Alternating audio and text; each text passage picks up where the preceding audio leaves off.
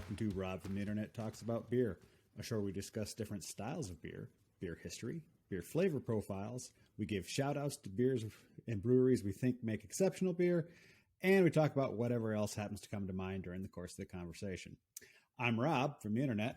Let's talk about beer.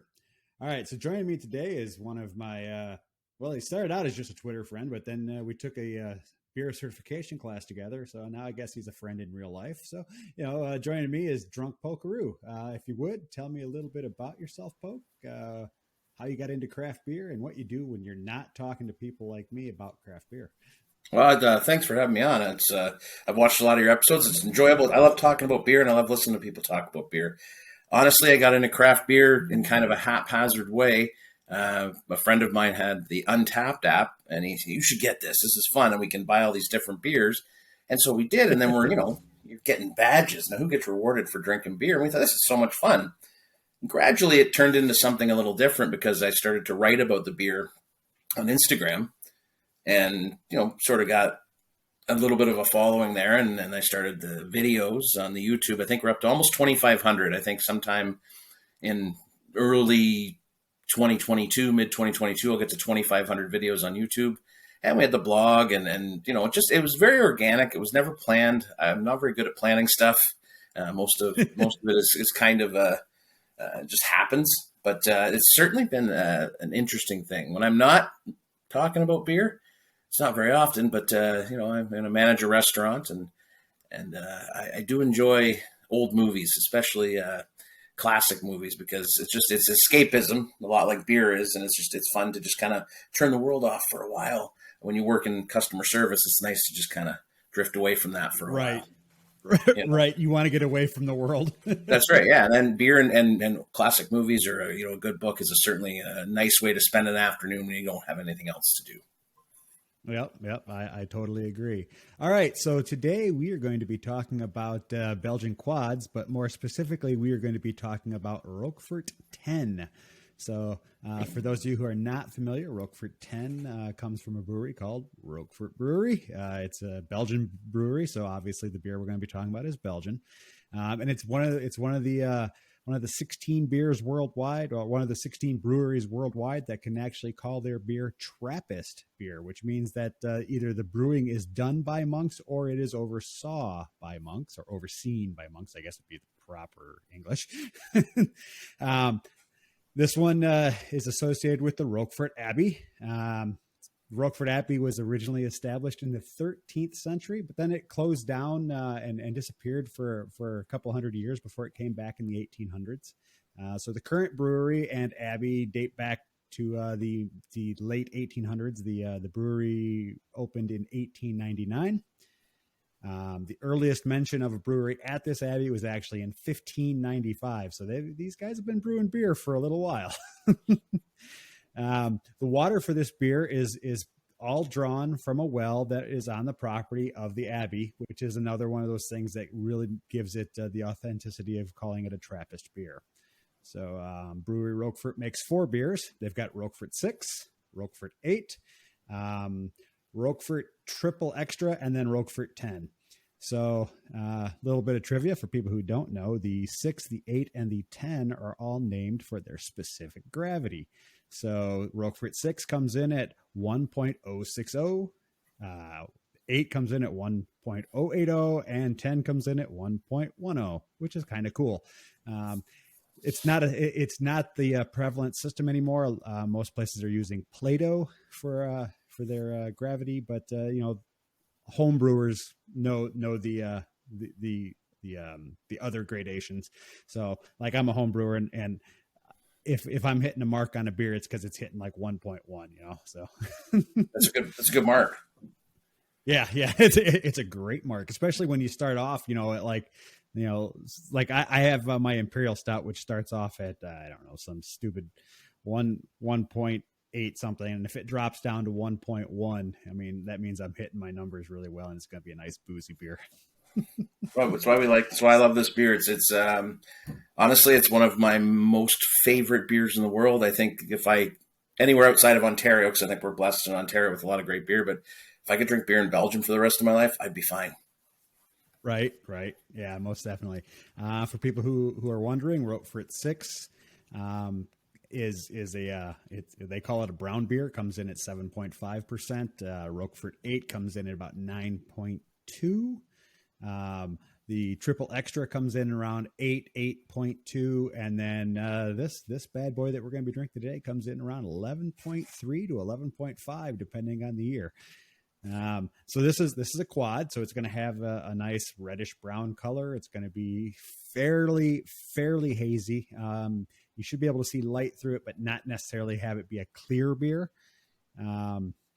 It's very highly fermented and gets double fermented. So, it re-ferments in conditions in the bottle while it's shipping from the Abbey to every place else, like here in Ontario.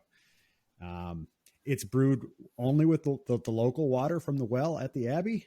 They use pale malt and Munich malts, along with Hallertau and Styrian Golding hops. So it's not a super complex grain bill, but it makes a fantastic beer.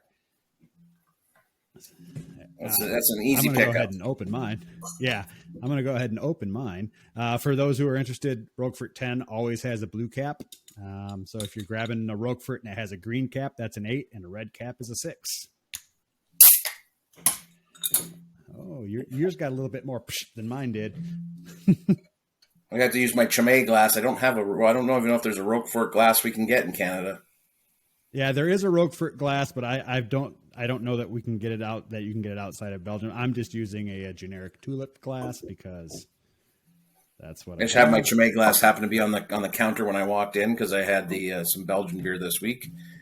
Just that big open top is just perfect. So for people who are unfamiliar, Belgian beers, since they are re-fermented in the bottle, will have some sediment in them. If you don't want to drink the sediment, I'm one of those people who I don't care for drinking the stuff that's left behind. You have to kind of decant the bottle. You can't just pour it in. You got to be careful so you don't get all that gook. It's kind of like when you make tea, how there's tea leaves and stuff at the bottom of your teapot. Well, this is basically the same thing. You're going to have like yeast and fallout. So if you don't want that, some people enjoy it. I really don't. So I decant my beer. So yeah, looking at this thing, it's a nice reddish brown color. I can't see my fingers through it, but if I hold it up to the light, I can see the light in the beer. It's got a wonderful aroma to it. It's beautiful. So it's got an aroma that is reminiscent of figs and dates and raisins. You get a little bit of that Belgian funk in there on the aroma. Not a whole lot, though. You get more of that as it warms up. The flavors on this will really open up. Speaking of that, serving temperature is 8 to 14 degrees Celsius, which is 46 to 57 degrees Fahrenheit for those of you who do not use the real measuring system.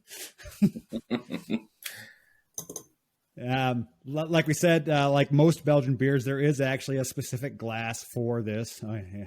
There's mine. I got my Sasquatch with his Christmas hat on. Yeah, that's glass. went with Chimay because it's the closest I can get. I would love to have a collection of them, but they're not here. And maybe when we go to Belgium, we'll smuggle a whole bunch back for everybody.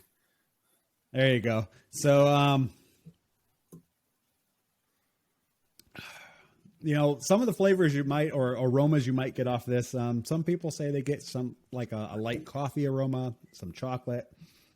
I don't tend to get the coffee or chocolate off the aroma, but you do kind of get it in the flavor because you've got that dark fruit flavor. So you're going to get those dark flavors. Like you might get a little bit of coffee and you might get a little bit of chocolate, but really you should have like citrusy and dark fruit flavors.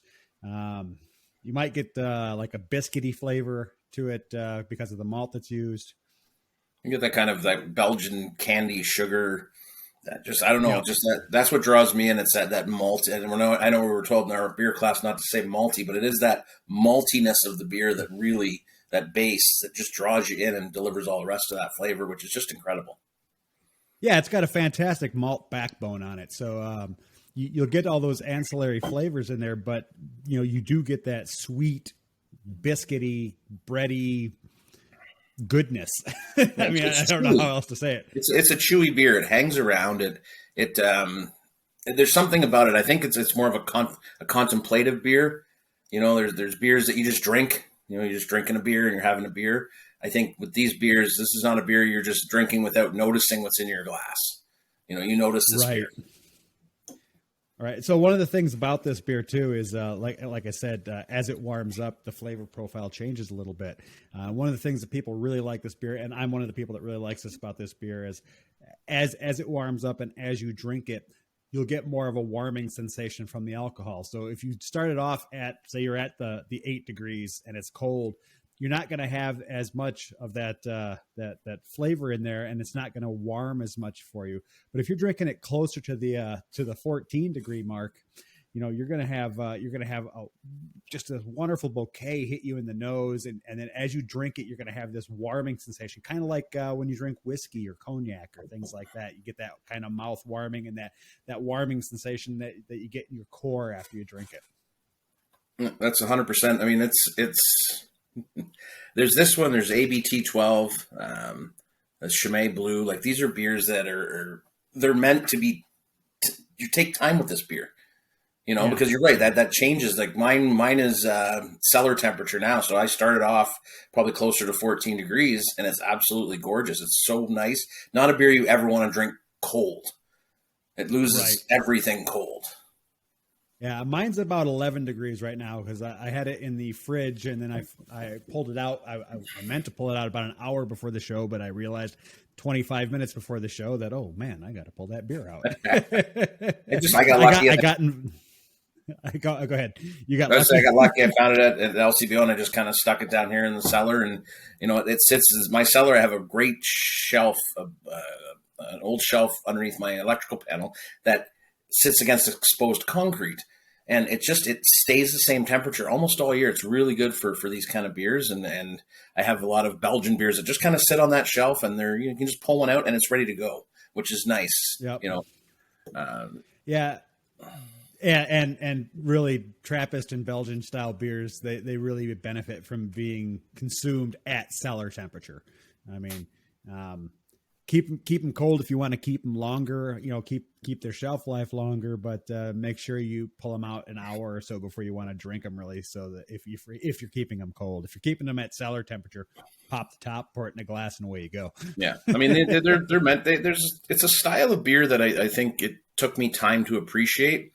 Belgian beers weren't something I jumped on right away. Like, it took a long time to appreciate an IPA. I think I was a big fan of English style IPAs or milds or ESBs because they weren't too far from beer.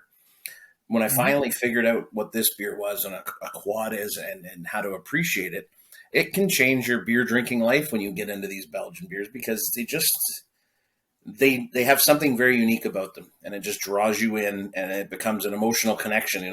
My dream is to go drink beer in Belgium with monks or around monks or near monks, because I think it'll be a life-changing experience to have that kind of, it's not just the beer, it's the whole experience of being in that atmosphere. Because I think beer drinking in Belgium and Germany and the Czech Republic and England is far different than beer drinking in Canada or even the United States. Like, it's a different lifestyle. It is. And I can only speak to one of those locations because I've been to England, but pretty much England, Ireland, pretty much Ireland and the UK in general, Scotland, England, and the part of Ireland that is in the UK. Yeah, it is. It's a completely different drinking culture. And it's not like here. Like, here, people go to the bars and they'll just sit there and they'll drink themselves silly. Over in the UK, people go out to the bar. They're there for an hour. They go have a couple of beers with their friends after work, and then they go home. Yeah. So the only people that are really in the bars after, say, 9:30, 10 o'clock at night are either alcoholics or tourists. Yeah, that's where I'd be, because I would stay there all night. Then I think that that's I'm not a big going out to drink person. I prefer to drink at home because my beer selection is very good. I control the music or what's on TV, and it's pleasant. But There is nice. It is nice, and we've done it a few times, in the last yearish, where we've gone and sat on a patio with people and tried to enjoy the whole atmosphere, because I think we lost a little bit of that, with what's been going on, and hopefully we can recapture that. But there's not a lot of beers like this in Canada. There's a couple of breweries that make quads that approach this level, and we're lucky that we have them. But it's not something a lot of breweries are brewing, because it's not a beer that's sexy and sells on Instagram, and it just Right. it's not sexy, but it's one of the best beers in the world. Right. Well, and that's the thing. A lot of people don't understand is Belgian beers are, I guess I'd say they're an acquired taste, because a lot of people right off the hop, they're like, oh, what the hell am I drinking? Mm-hmm. And then you get to realize, oh, wait, this has a lot of character to it. But yeah, I was hooked. The first time I ever had, I was actually spoiled. I had I can never pronounce the name properly. Westerleven. I always say it wrong too. I think it's Westerleven. I had. So that was the first Belgian beer I ever had. Was a friend of mine who had actually gone to Belgium and brought some home. And it was fantastic, and it kind of spoiled me. That was the first Belgian beer I ever had was from there, and I'm like, wow, this is absolutely fantastic. Because I grew up in Illinois, and until the late '90s, the only beer we had was from Milwaukee, and it was all Miller based, or we had Budweiser from St. Louis. Yeah, not a lot of difference there. Right. We had crappy beer A or crappy beer B, and every once in a while there was a not so crappy local beer. Yeah. But no, I mean, that's a holy grail beer, like the Westerleven 12. I've come close to getting one, but when I found them at a beer bar, I haven't gone, but I would look it up, and there's some beer bars, there's like Barbolo, and there's the one here in Hamilton, Bruxhaus. I have a hard time paying $35 for a 330 ml bottle of beer. I mean, I'm going to do it eventually, probably because I want to have it. But the cost is because they don't sell it commercially, like at a store. And you have to make an appointment to go, and you can only buy X number of bottles. Whereas Rochefort is different. We're lucky here. I have friends on the East Coast. This bottle of Rochefort, which I think we're $4.75 here in Ontario, which is a steal for that beer. East Coast friends are paying $9-10 a bottle.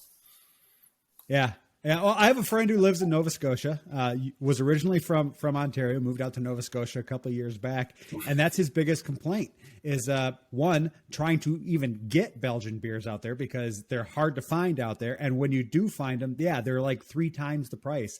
It's like before he left, he stopped at the LCBO here and he just stocked up. He bought himself a boatload of Chimay. He bought himself, a bunch of Roquefort 10s and he just loaded them up in the back of his car before he drove home because he's like, it's so much. You don't know when you're going to get it. I think, and there's a lot of problems with having a government-run monopoly in charge of alcohol in a province. However, said that, they're the single largest purchaser of alcohol, I think, on the planet. They actually do curate an incredible wine, whiskey. Like I'm beginning to explore bourbon, and just the choices are overwhelming. And they have come around a long way on craft beer as well. It's not a perfect system, and I think we need some sort of public-private enterprise. But I think being a Canadian, we're like, well, the government's in charge of the beer. That's fine because it's just what we do. But we're also trying to we're growing as a country, and we're like, well, maybe we should be able to have beer delivered. And they're like, okay, we're going to have beer delivered. Private bottle shops are opening. There's a new one opening in Toronto called Bossa Nova, run by Dan Grant, who's a well-known Run to Beer. He's a beer enthusiast. Yeah. So him and a partner are opening up a place called Bossa Nova, which is a private, bottle shop, wine, whiskey. So we are opening up. But I think we're always going to have that kind of government monopoly because I would not be paying $4.75 for that if we didn't have them. I think just their sheer purchasing power allows them to get us better prices. I catch heck sometimes for defending the LCBO. It's not all bad. There are good things and bad things. No, it's really not all bad. I mean, I come from the land of free flowing liquor. So, you could go into any gas station, any convenience store, any pharmacy pretty much, and you could buy booze. You know, Which I think we should you stop in it. Yeah. So like, you know, in the States, they have the equivalent of Shoppers, which is like CVS or Walgreens, either one. You could stop into either one of those and go, oh, I need a bottle of wine and a 12-pack of beer. Oh, and some allergy medicine. Yeah, I mean, we're getting there with the grocery stores having wine and beer. I think you're going to see liquor in the grocery stores very soon. But to be honest, the system is changing, but it's like steering a ship. You know, it doesn't spin on a dime. This generates, and the thing people don't like to talk about is it does generate an incredible amount of tax revenue for the government of Ontario, which pays for all the stuff we get. You know what I mean? Like all the free stuff. Free healthcare. It's not free, but I still think we're in better shape than a lot of countries because we do. And this money goes to things like that. It's a weird, we went from Belgian quads to discussing political policy, but that's what we talk about because beers like this don't exist in Canada without in Ontario without the LCBO because these are not cheap to import. Well, and the thing is, though, that, you know, like I've said many times for this show, I try and keep it as organic as possible. So if we happen to start talking about something that's off on a tangent, well, that's just how it goes. But because that's all part of the education of beer. You need to know about the style of beer. You need to know how it tastes, how to serve it, but you also need to know kind of how it gets to where you got it from. Yeah, well, I mean, I've been doing this for, I'm going to say about 6 years, not very long. I do feel like the old man of craft beer sometimes because, you know, the explosion of craft beer centered accounts on Instagram, on Twitter, everywhere else. You have craft this, craft that. My name is not at all to do with craft beer. It's you probably know, I don't know if you know the show about the polka dot door. I do since moving here. Yes. Because, my wife Lisa had to explain your name to me.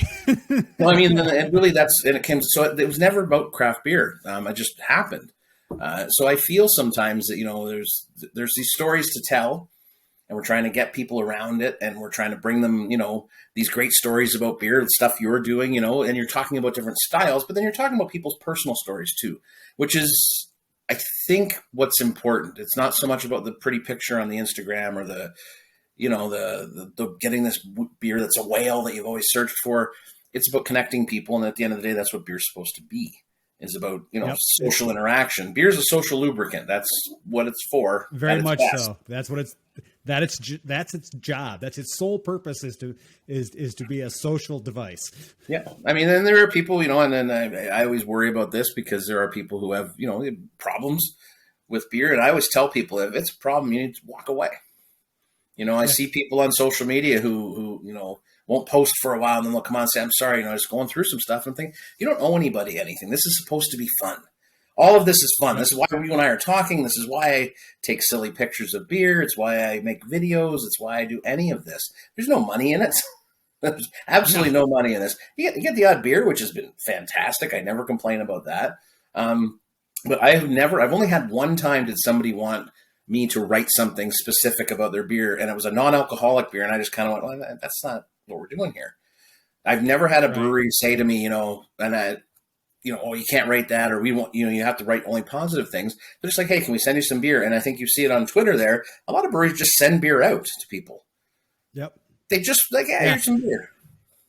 Yeah. You know, so breweries, if you're watching this, I'd like to be one of those people that you just send beer to. I deserve some beer. This is I 100% agree.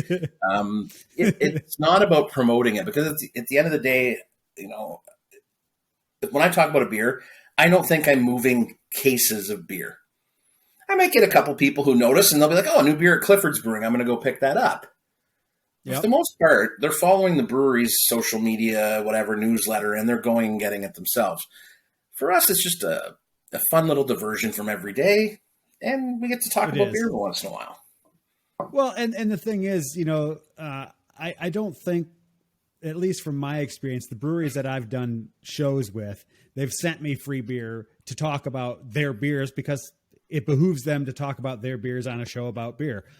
And I 100% agree with that. But during my conversation with them, like, oh yeah, this is something I really like about this beer, and this is something I don't really care for. And they're like, yeah, that makes sense.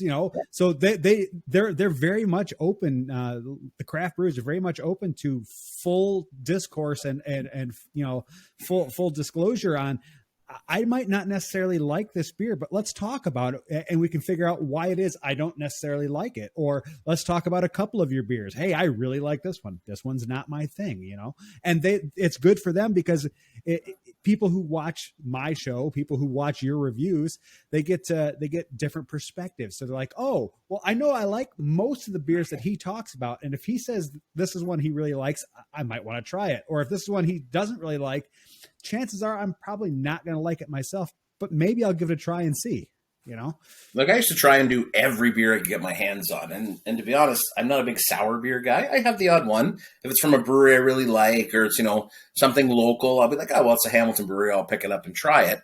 Not my bag. And I always kind of preface that with people saying, listen, I'm not a big fan of the style, but I know what the style is supposed to be. So I'm going to try this beer. I'm going to tell you what it tastes like. To me, if it's to style, to me, that's a good rating. That's a good beer, even if I don't particularly like the style. Yep. I'm not a big fan of Kolsch's. I find a lot of Kolsch's that are done, or they're kind of beers that breweries will stick on the menu to have a beer that tastes like a beer, sort of. A beer there's some good beer. ones. Yeah. Like there's some really good ones out there, Lug Tread and Cowbell's Kolsch is fantastic. But that's not, or Blonde Ale. That's another one that's just a hit and miss at a lot of breweries. They just kind of stick it on the menu, and that's our beer. Some breweries take great pride in those beers, however, and those beers sell really, really well to the guys who are buying 2 cases a week. They're picking up a case on Friday and they're coming back on Wednesday or the next Friday, whereas beer geeks are walking in, I'm going to get 2 of your new IPA and 2 of your new porter and maybe one of my favorite IPAs. I'm getting a 6-pack where that guy's buying a 2-for. Having a good beer, for lack of a better term, is important. I'd like to see more of these. I think, most definitely. But again, commercially, does it make sense? You've got to brew a bunch of other beers to be able to brew this. If this is what your passion is, there's not a lot of breweries that can pull that off. That's true. And contrary to what people might think, even though it's got a fairly simple grain bill, it's not a cheap beer to produce. It's a lot of grain, I'm assuming, for an 11%er.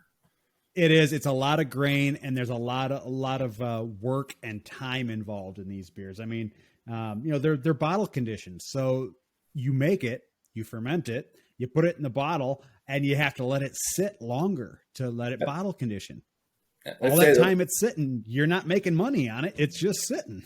Well, that's why these, you see the rise. There was a rise there for a while of Kvike yeast because it fermented quick. You could get it in and out and in a short time. It's why, hazy IPAs are so popular. They can get them out really quickly. The problem is after a week or two, they start to drop off. It's a cantankerous issue, I think, with when you start talking about hazy IPAs and fruited kettle sours. Is it a kettle sour, or did you just screw up the beer and you just kind of now it's a kettle sour? And I guarantee it's happened. But then I know breweries who have dumped beer. Who do like this is not. I can't sell this, and they're not big, collective arts size breweries. They're very small breweries. I've had breweries I talked to who've dumped stuff out of barrels, so they've sat on it for a year. And they've tried it, and something in the barrel happened, and they're like, "I can't sell this. It's turned, right?" And for a small brewery, that's a big problem because if you've sat on something, say you've got 4 barrels that you've got full of a beer that you've sat on for a year or longer, and then you test it and you have to dump it. 1, all that time that you wasted making the beer. 2, all that time that it sat around taking up space in your facility. And then 3, all that lost revenue because barrel-aged beers, when they're done right, you can charge a premium for. Well, if you can't charge that price, you've lost all that revenue plus all the initial investment. So, and you plan that revenue, a big right? problem. I think we tend to forget it because we're beer drinkers. It's a business. At the end of the day, all of this stuff we talk about, the community is separate from the business. It really is. Like if you don't make money from beer, your what you perceive beer is craft beer is far different than the person who pays their rent or their mortgage or their kids' clothing, whatever it is. Right. For us, we dabble. We dabble. If a brewery closes tomorrow or a brewery doesn't do well or we slag somebody's beer, it matters to some people. I mean, there's we're seeing it this year in dribs and drabs of breweries closing. Some of them, the stories seem a little off, but it's going to happen. But I still think we're not at the ceiling of beer in Ontario. I think there's a lot of room for more breweries because there's a lot of small towns that can support a brewery. Oh yeah, well, and that's the thing that's the beauty of that I've noticed since I've moved to Canada. So originally when I moved to Canada, the plan was I was going to open a brewery up here. I moved to Brantford with the goal of opening a brewery, and then I discovered how much fucking work it is here in Ontario to actually get a brewery up and going. Not just terms of money like that, but like all the goddamn rigmarole you got to go through. And the regulatory hurdles are huge. Huge. Yeah. So I decided that I'd much rather spend my money going on trips, drinking other people's beer than spending the next 10 years trying to get my own beer up and running. And I think overall it was a great thing, but yeah, for a lot of people, they don't realize that, this is somebody's livelihood. And there's a lot of small towns where there's just like, there is no corner pub that anybody can really go to. So you have potential for all these little towns to have their own little brewery that could become the town hub, like Sawdust City. I mean, their whole intent was that their facility is a community hub as well as producing beer. Yeah. No, and there's a lot. There's a place called Shakespeare Brewing out in Shakespeare, Ontario. Tiny little town. And it's a husband and wife team. And we went there a couple of years ago. I haven't been back. I want to go back because the beer was quite good.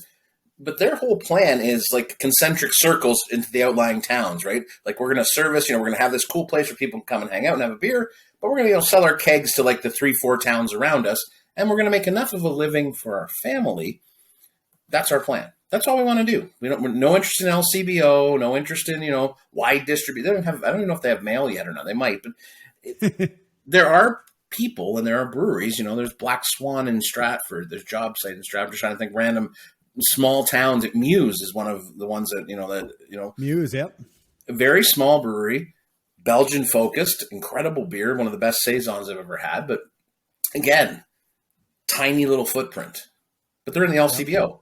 Like there's such a dichotomy of plans and business plans and ideas that people have. I think there's room to grow. I think there's some that we will see drop by the wayside because maybe too aggressive or they spent, because like you said, it's a lot of money to open a brewery. I would say the best way to, win the lottery and lose half of it is to open a brewery, which I would do in a heartbeat. If I won 10 million, I mean, I won 5 million because I'd spend $5 million opening a brewery just because I could. I think about what you'd need. But I mean, for me, it would be, I would just want to have a place to hang out and drink. Like where I live in Stony Creek here, I've got an off-track betting place that I can walk to drink. Their idea of fancy beer was the wide-mouth Coors bottles that were out for a while there. That was fancy beer. There's a bar, but it's about a 15-minute walk from my house, but its tap list is dominated by Molson Canadian, Molson products. There's no craft option, unfortunately. Not that matters, because if you're going out for dinner and you grab a Canadian, whatever, it's a beer. I'm not a big beer and food guy. When I'm out for dinner, I just want a beer, or usually I don't get beer, but if I want a beer, I just want a lager. I just want something simple because I'm eating the food for the food. To me, beer is something a little separate. Like this is this is a meal in and of itself. This is a dessert. It's so good. I bought a second bottle because I know when we're done and I've got to do my own beer reviews and stuff today. That's my Sunday evening slow sipping pint while I watch football tonight and just kind of, again, and I think it's okay. I think there is a discussion to be had about people only talk about the flavors. We like the ABV too. We do. We like the beer. Yeah, no. Beer makes you feel better sometimes. And if you're using it as an additive to your day, or I'm not a big believer in drinking angry. I think it's a terrible way because you're not going to appreciate the beer. I think if you're using beer to just kind of be like, it's been a long day, I'm gonna have a beer because I know I'm going to relax then. Just have one beer. couple 3 beers, as I like to say. Have a couple 3 beers and you relax. Yep. So. Yeah, I tend to drink beers to cap off my day. Like, okay, work is done. Now is time. Now is my time. I'm going to mark the start of my time by having a beer. Yeah, I mean that's what we do. Some nights I get home from work at 4 or 5 o'clock. Yeah, I have family time. We make dinner. We watch whatever I always say what we've taped, what we've PVR'd, because apparently taping is And then I'll be like, okay, I'm gonna go downstairs and watch the game or whatever, and then I have a beer. Might not be till 8 o'clock at night. And then there's some days where it's 3 o'clock in the afternoon and we're like, yeah, let's do it. Let's crack open a couple of beers and order a pizza because we're just going to enjoy the rest of the day. It's okay to like the ABV, I think is what I'm saying. I know it's not, and especially on beer Twitter, it's a very weird place to be sometimes, beer Twitter. I think there's 2 different types of beer Twitter. There's like our type of beer Twitter, which is friend beer Twitter. And then there's the very serious beer Twitter where, we have to only talk about lagers and hazy IPAs are terrible. And it's like, right. The level of discourse is different. There is an intellectual snobbery to beer sometimes that we see that I think keeps a lot of good people out of beer because they feel intimidated by it or they feel like, oh, I don't belong. And I think we're really trying to change that. You're trying to do that because the variety of guests you have on from all walks of life, all races, all creeds, everything. You're bringing on all people, levels. Yeah, really in-depth brewers, and there's guys like me who just drink a lot of beer, and there's people who are just dabbling in it. I think like Ren, you had Beer Diversity on. She's one of my best friends. We had the same birthday, so we're birthday twins. That's how we really met on Twitter. And she always says we're trying to make the table bigger, right? We're trying to make everybody feel comfortable coming in. And I hope we can get there. And I think we get there by taking the snobbery out of beer. Listen, this is a very complex beer that I'm sure, our teacher at beer school and guys who are, above him, they could take this beer and get it down to all its finite flavors and tastes and everything else. And you and I are like, it tastes like raisins and figs and it's really good. Because I remember at beer school, he's talking about flavors and I'm thinking to myself, I don't get that. Your palate's different. My wife's palate's incredible. She does it. But then you break it down. He break it down simpler, simple flavors. And I think that's something we got to do too, is let's open up the table to everybody from all experiences, from, novices to people who are insanely talented when they can taste, because then beer makes more money. They can make more beer. We get more beer. It's a big circle. Right. It's like a circle of life thing. Yeah. And that's the whole point of my video series is to introduce beers that people might be hesitant to try because they're like, oh, I don't know. That's like one of those really fancy beers and really, yeah. Okay. People might say this is a fancy beer and sure, it comes in a little bottle and it's, for a small bottle, you're paying $5 for a small bottle, which for some people might seem like a really fancy beer, but really you got to try it because the flavors in it are just amazing. If you like things like, if you like raisins and figs and chocolate, and if you're like me and you like fruitcake, that flavor that fruitcake has, this beer is basically fruitcake in a glass. I was just thinking that. I'm like, I don't like fruitcake, but this is what I think fruitcake should taste like in a glass. Like you're absolutely right. 100%. The flavors are all there for fruitcake.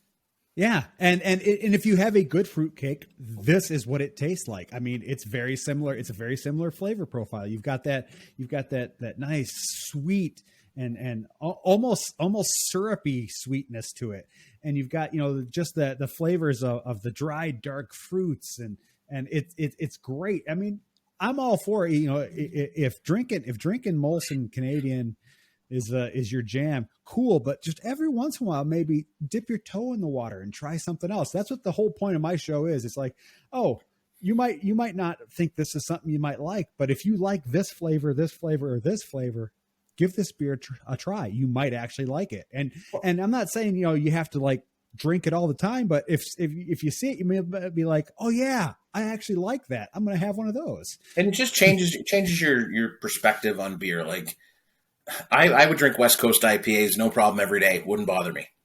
Honestly, it's my favorite style of beer. Belgian beers I put on a different pedestal, but if I could just drink, I would just talk about it. But I'm like, but I don't want to do that because I think my palate would be bored after a while. That's what I used to do. Like last night I had a citrusy blonde ale, Saint of Circumstance from Collective Arts. They brought that back. It's just a nice blonde ale with a very pithy lemon zest, orange peel. I had a British red ale from Spearhead. I had that one. A hazy IPA. I had a West Coast IPA. I had a New England IPA. I had a stout. Like, all in one night. And this is incredible. Over the course of 6 or 7 hours, I had 5 different styles of beer. I also used 5 glasses, which my wife is not happy about. Because I just pile them on the counter and then they get cleaned, and I'm like, it's like magic. But, for me, I'm a clean glass guy. I don't care what kind of glass you have. Like, as long as your glass is clean, that's all that matters. But I think we learned that. I mean, yes, drinking a big Belgian beer out of a tulip or out of this big open mouth is nice because you're getting the scents and everything, and having a Spiegeloo for an IPA is fantastic.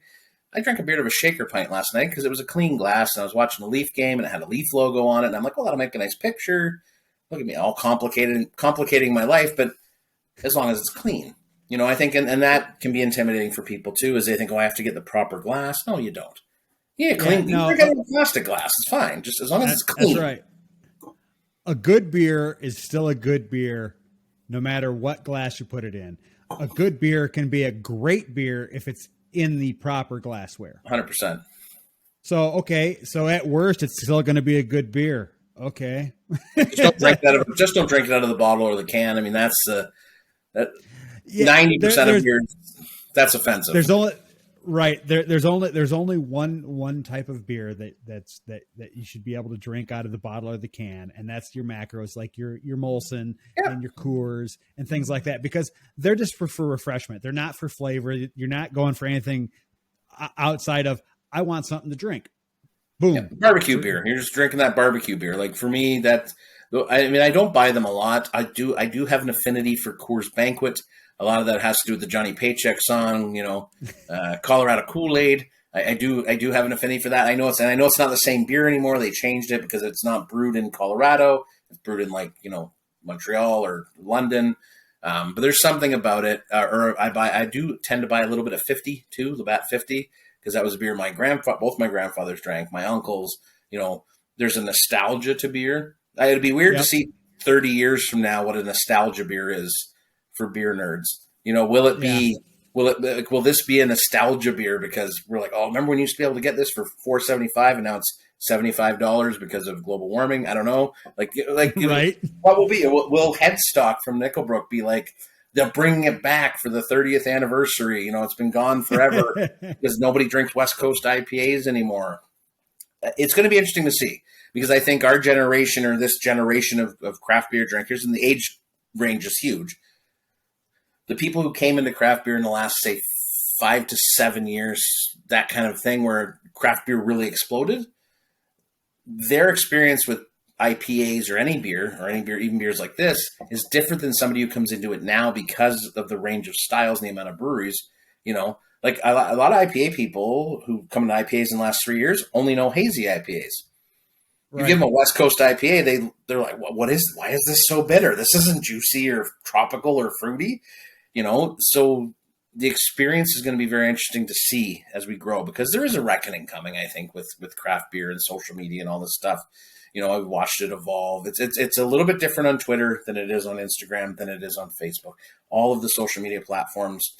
I don't like being on Facebook, but there are people on Facebook who are really they watch my videos, they comment. On Facebook, what I get is people post pictures of the beer they're drinking in the comments of whatever beer I post. Like, I'm having this beer tonight. So it's a little more, and it's usually guys my age. Twitter tends to be a little more intellectual. Instagram is very visual. I guess that's what it's supposed to be. You can write a 1,500 word essay on something about beer, and people are like, well, the picture's not very good, and they move on to the next one. So it's that's exactly it. But I don't think craft beer exists without social media. I think craft beer would exist without social media. I just don't think it would be as pervasive and as because how do you sell your beer? You can't tell people about it. Like, how would you know that there's a new beer coming out from Third Moon is a good example. Third Moon's open 8 hours a week. They sell out every week in 5 minutes. They had I didn't know if you've seen this one. They had an apple brandy barrel aged stout. Wow, apple brandy. It's sold out in 5 minutes. Does not surprise me. I have yet to have anything. Well, I take it back. I've had one beer from Third Moon, one, because anytime I go, first they don't deliver out to where I'm at, so I would have to have someone who's in the area to grab it for me. And then two, every time there's something interesting that I want to try, it's gone in 5 minutes. Oh, it's insane. There's a couple of breweries like, that there's your never mind a brewery, open a bottle shop.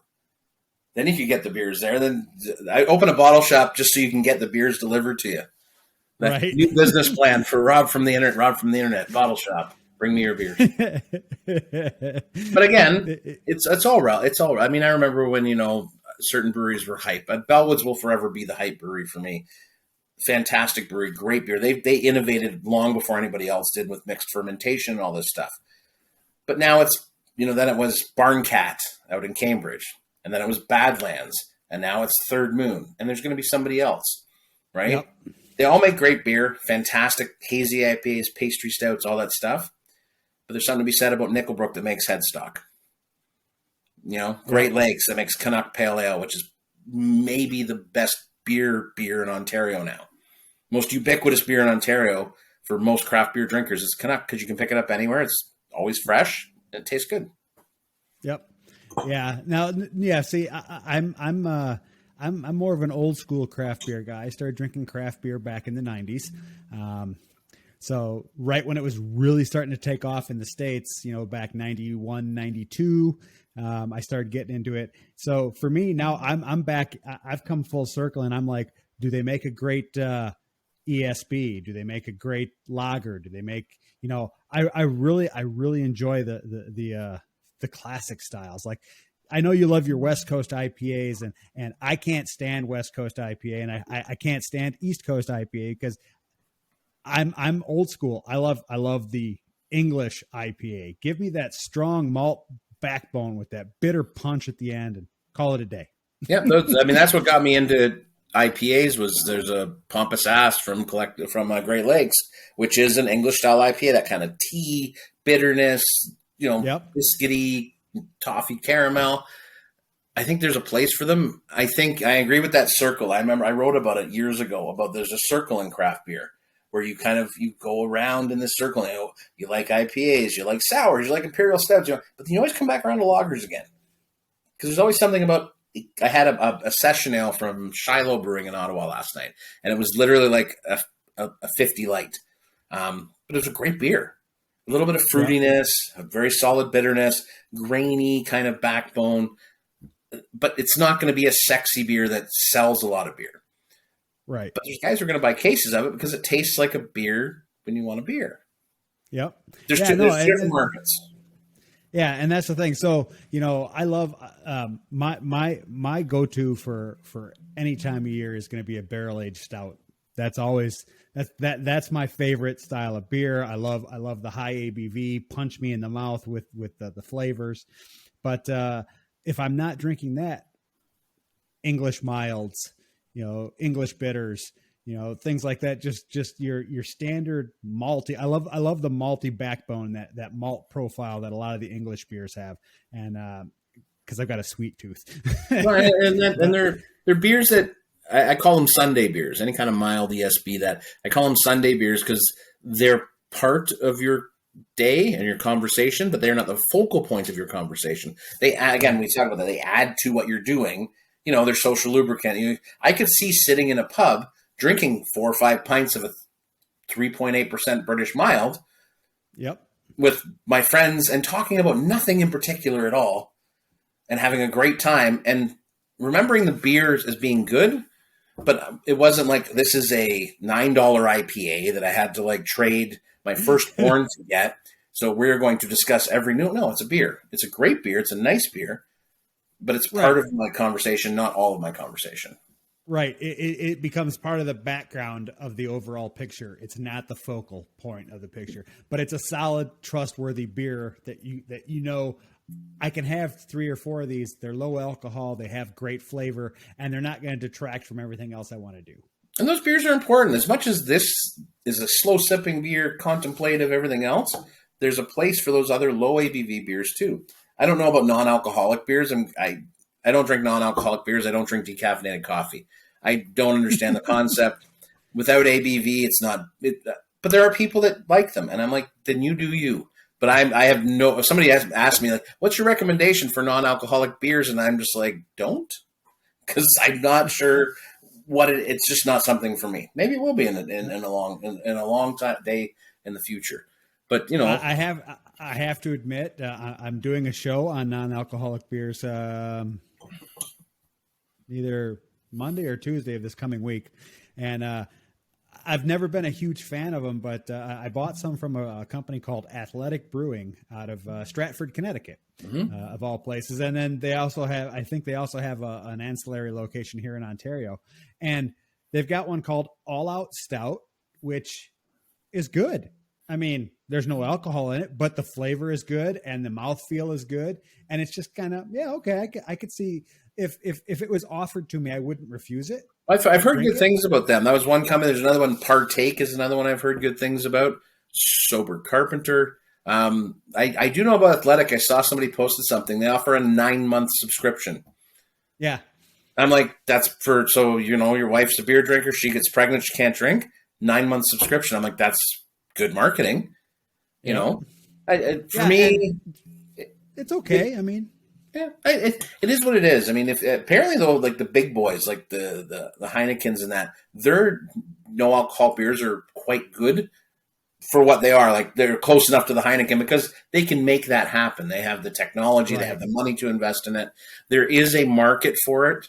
I really believe there's a market for non-alcoholic beer, but much like seltzer, I think that market is very small. Yeah. No, it's very much a niche market. I mean, like I said, though, I've got a show coming up on it, so I bought some to try it, and I bought 3 different non-alcoholic beers and from Athletic, and yeah, they're all good. I don't know that I'd want to drink them every day, but like I said, if someone said, "Hey, here, this is what we have," I'd be like, "All right," and I'd drink it. I wouldn't complain because you get the flavor, right? You get the flavor of beer, you're just not getting the extras. Right, good stuff. You're not getting the fun. Yeah, but I guess there is a market for it, and that's okay too. I think that's the biggest thing with people is like somebody would be embarrassed because they were drinking a Canadian around me. I'm like, why? I don't care what you drink. What you drink, I'd rather. I'm drinking. I go to my I always tell this story. So my uncle's, I think he's damn near 80 now. He drinks warm Canadian. He likes his Canadian. He keeps a box under his kitchen table, but if you're going over to his house, he'll put them in the fridge for you.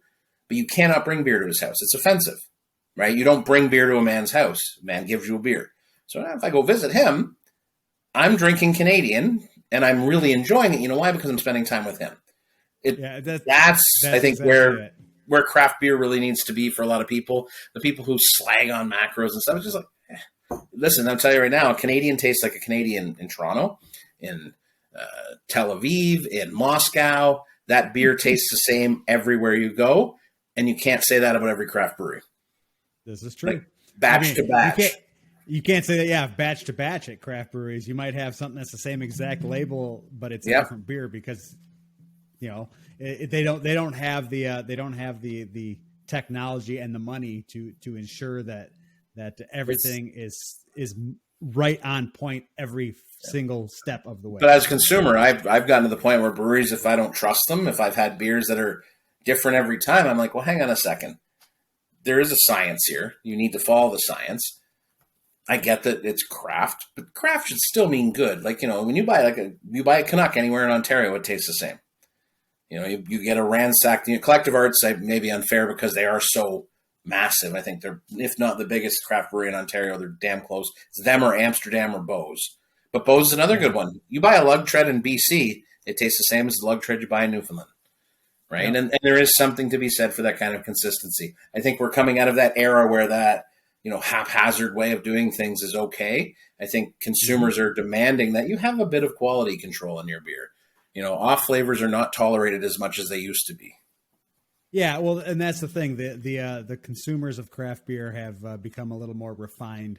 And they've come to expect better things from craft beer. Yeah. And I think that's okay to demand that. Yeah, and I'm not just talking in terms of the beer itself, but better things from craft beer all across the board. Well, I think so. I think the moral questions start to happen now because I mean, I discuss this all the time with some people I know who are craft beer dabblers. Like they drink it, but it's not a big part of their life like it is for us. They don't know a lot of the things that are going on. You know, where we're trying to change things. We're trying to, we have the Black Lives Matter beers and the Brave Noise beers, which got a lot less attention. And there's a whole other show you can do on that, I'm sure. But, I think we want our community to be better because it makes the world better around it. And maybe that spreads a little bit. We're middle-aged white guys with some money in our pockets. Everything's easy for us. I always say this is all easy for me, because I look around and I see everybody looks like me when I walk in a tap room. Everybody looks like me who owns a brewery. There's not a lot of diversity, let's say, in that. And I don't have any stake in the game. I don't have any kids. I'm not making the world a better place for the future. I'm not doing it for anybody else. I'm doing it because I would like everybody to walk into a brewery or buy a beer and have the same experience I have, which is feeling like I belong. Right? Everybody should walk into a brewery.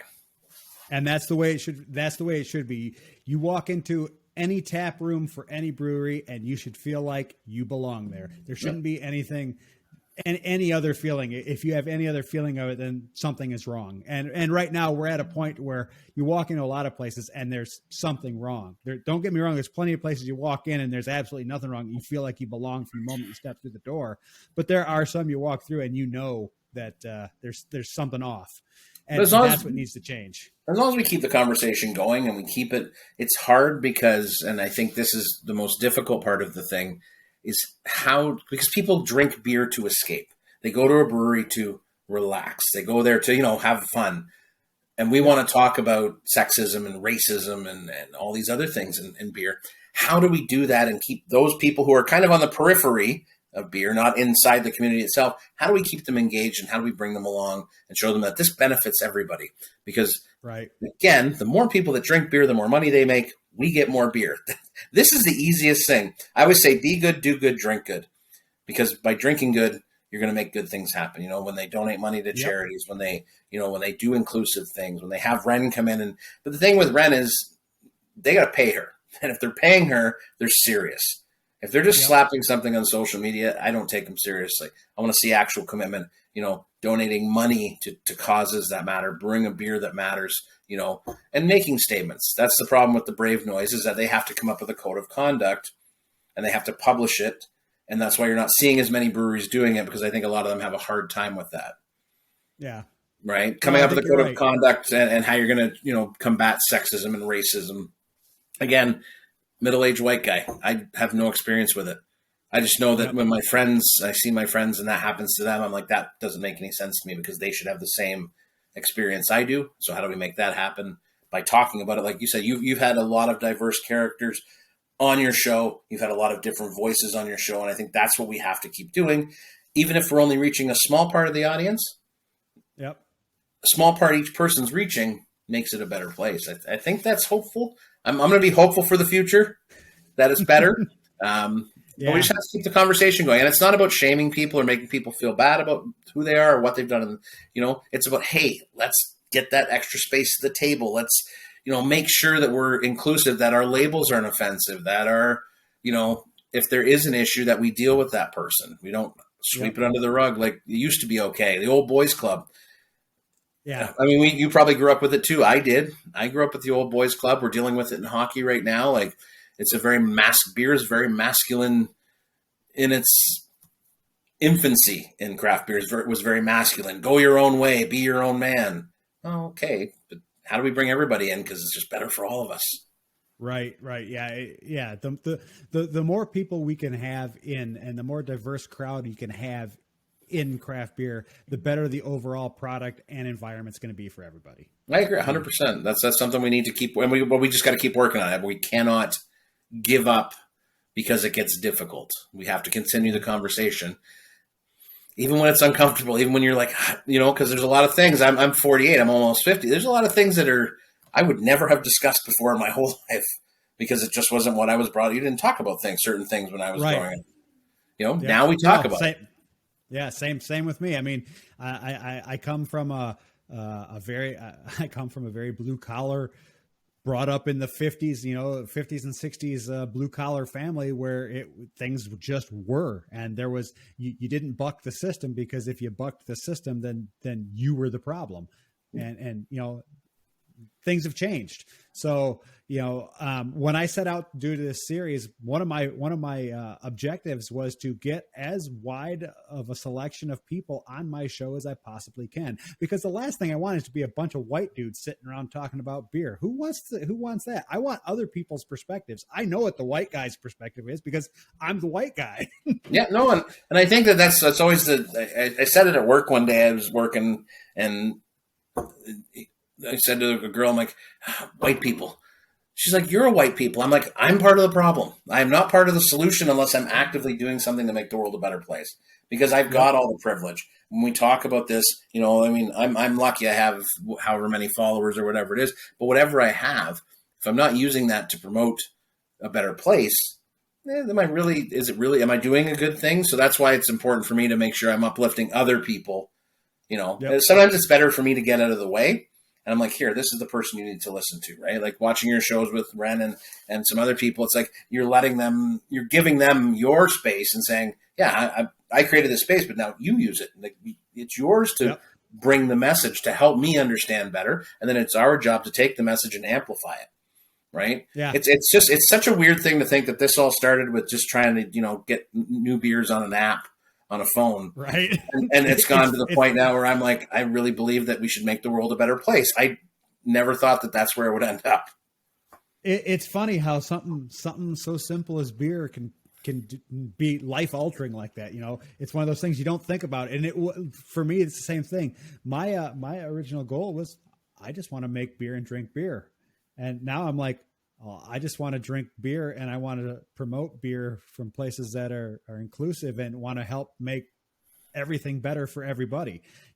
I will gladly throw more money at somebody who is doing the right thing than I would spending money with someone who's not doing the right thing. Yeah, and I mean, we're asking them to be active in the community now. It's not enough to be a passive participant in making the world a better place. We actually want our brew, because we're spending a premium on the beer. We are. Yeah. We're okay spending a premium, like you said, if there's something good coming out of that. Yep. If it's just beer, I can go pick up a 2-4 at the beer store. Yep. Exactly. Right? Exactly. Yeah. But I'm not driving all over Ontario picking up beer because it's good for my health. I do it because I really enjoy seeing, and I like talking to people about their dreams. Like, that's why I love meeting people who are opening breweries and being like, what's your dream here? Like, how did you get here? And that's fantastic. Because I'm an old guy. I don't really, my dreams are, I'm cool now. I got everything I need. I'm good. I'll get beer and that's fine. But especially the younger people, like they're, under 30 or whatever. And you're just like, they believe so much. And you're like, that's great. Like, it's nice to see that in the community and watch people kind of realize their dreams can come true with a little bit of hard work and, a couple of bucks. A couple of bucks. Yeah. A couple of bucks. Awesome. Well, we have come to the end of another episode, my friend. So this is the point of the show where I say, if you enjoyed watching this video, please please subscribe, click the little bell if you want to be notified when new episodes come out. If you have any questions for me or for Pope, please leave them in the comments section below, and I'll be sure to forward anything on to him. I'll keep the ones that are for me because it'd be silly for me to give those to him. If you have any other questions, comments, concerns, suggestions for a beer or beer style you'd like discussed, or suggestions for a guest you'd like me to try and get on, please leave those in the comments below. But other than that, until next time, I'm Rob from the internet. Cheers. Cheers.